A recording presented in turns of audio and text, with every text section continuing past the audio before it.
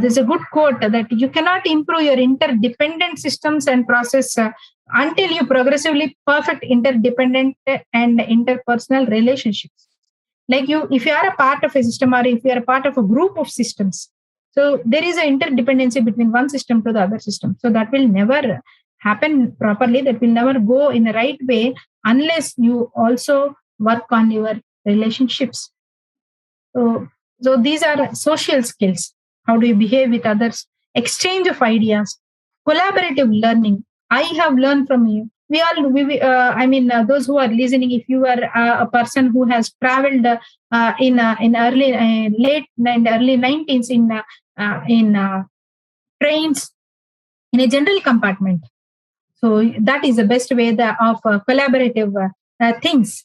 There's a beauty that people of different states, different places, they do all travel for a long distance. Now because then mobiles were not there, so it was like either reading the newspaper or the book that you have brought with you. That's all. Later, slowly, what starts is like conversation. Where are you from? Okay, where are you from? What are you? What do you do? Where do you belong to? What are the good things there? What do you eat? What do we eat? So there is a lot of cultural exchange that happens in this informal conversation, and we come to know about those places, the big things, small and big things, right from the conversation. So good cultural exchange. I have seen like people start sharing their recipes, also writing down the things, good books. So I read this, you read this, I visited this, okay, you visited this. Later we will also. So their travel list changes, their recipes gets exchanged, their all the other things get exchanged. Even there were people who even exchange their postal address, and they write even letters after the journey. So that is how well the social skills were there when there was very less technology that could interconnect the people. But when we have when the whole globe has become into a small village, and when we know it is very easy to know each other, then this interpersonal relationship should be more better as compared to earlier. So this will come only by respecting others' opinions. Respecting others' opinion, because having a different thought and having a diversified thought is very important. Knowing about these two things is very important. People have different opinions. Look it as diversified thoughts. Don't look it as differences. So when we say differences, it's like we develop some sort of negativity on people, or we start creating some unfriendly nature with them. Because I think that you don't subscribe to my opinion, so you are different, I am different. No, it's not like that.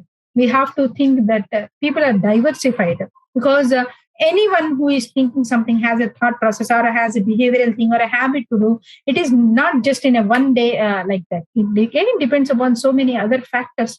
Right from their childhood, their parenting, families, the culture, environment, religious, so many things. So just on a word or a sentence, you can never say that this person is different from me, so I don't have good rapport with this person, or I don't want to have good relation with this person. That is not the right way.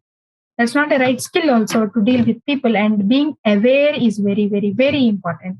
Awareness. Nowadays, we see that a lot of people who are very well successful in careers and other things, they don't know the basic awareness, how to behave with other people in their team, how to respect what is the distance, physical distance that they have to maintain while talking, whether other person is comfortable or not, what is a joke that has to be cracked, what is a joke that should not be cracked, what is abuse, what is workplace abuse, what is workplace harassment, what comes under harassment, what comes under pressure, what comes under employee kind of things that should be known.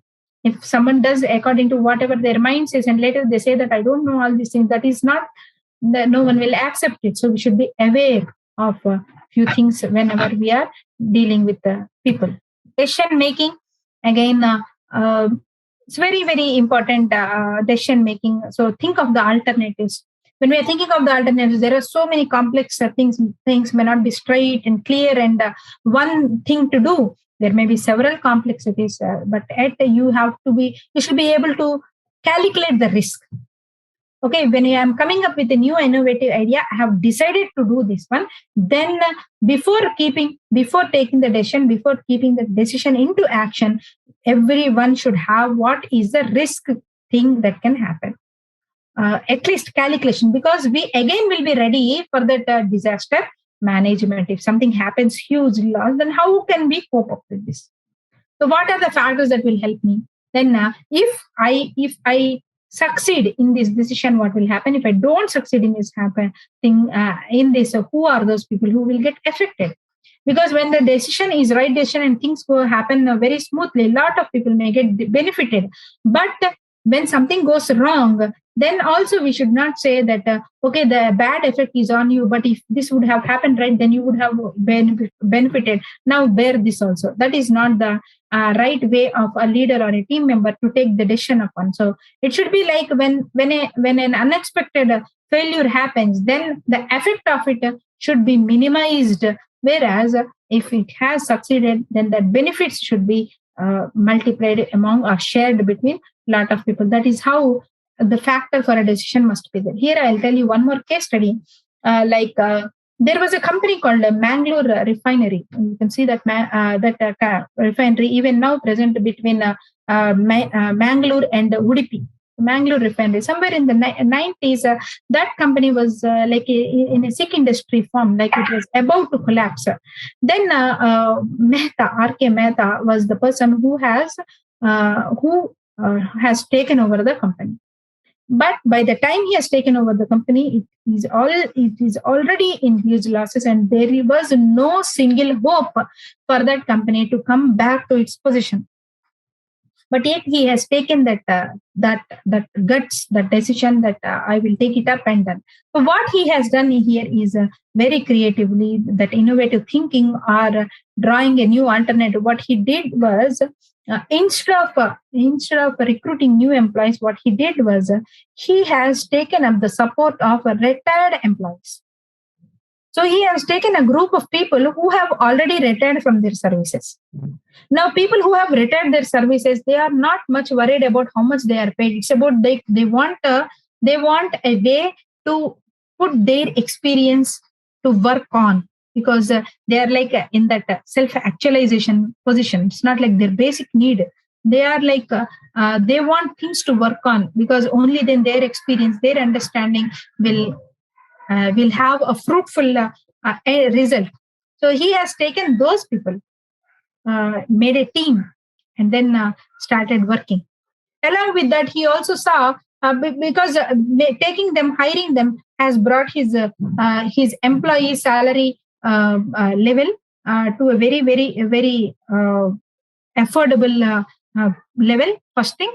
And second, what he did is, after a few months, he observed that that refinery is getting a lot of electricity bill. That is itself, the electricity bill itself is a huge burden on the economy, on the finance of the industry. Then what he did was, he has come up with another alternative model that the refinery will produce its own current.